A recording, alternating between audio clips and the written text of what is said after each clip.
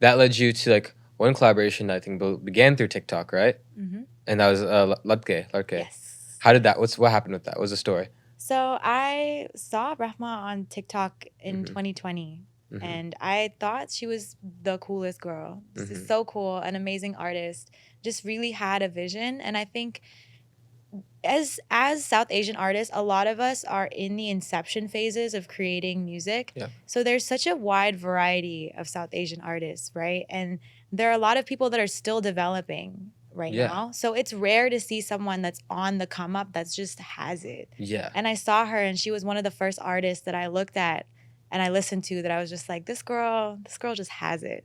Mhm. So I reached out to her in 2020 and just let her know I'm a fan. And 2022 came around, I wrote Ladke, and I was like, I really need a girl on this project. Yeah. And she was the first person I thought of, and I reached out, and she was just down. For Ladke, I just remember, I was dating someone at the time. He just pissed me off. And like in my head, I was like, Ladke, man. And then I was like, wait. And then the melody just came, like 2 seconds later. I was like, Ladke.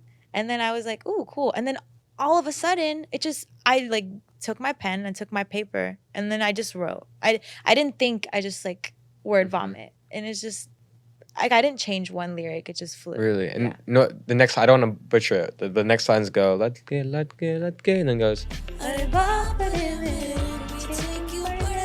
And that means?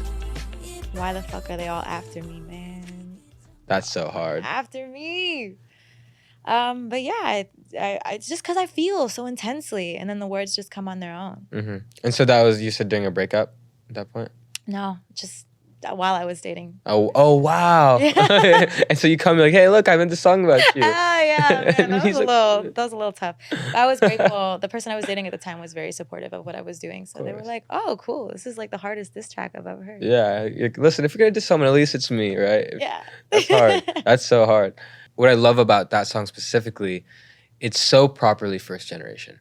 It's thank you. Because of all, I know, because what we get is, I think what we grew up with in terms of like in music specifically, in TV we had it here and there.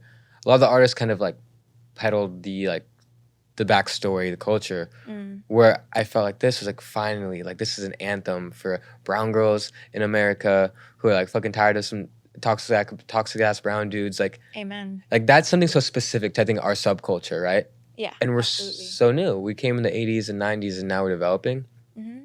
And so when I saw that, I was like, wow, like we're on the come up, we're on the forefront. And what was that reaction like for you? Like getting all of that, did you expect the reaction you're gonna get from it? No, Really? Not at all. That went crazy. I was not expecting any of that reaction. I was not expecting people to relate to it the way that they did. I was just writing a song from my experience with lyrics that just came to me. And then once it was out, it was just kind of like an uproar. Yeah. Of brown women, like, yeah, fuck men, I'm tired of the shit. And I was like, wow, people relate. You made me hate myself for a second. I think that's the goal. At least you're self-aware. Yeah.